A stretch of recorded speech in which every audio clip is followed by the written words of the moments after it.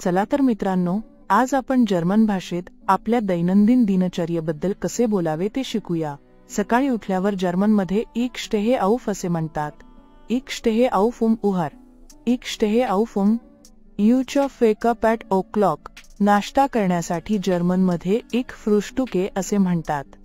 Gestern habe ich frühstückt। Gestern habe ich gefrühstückt।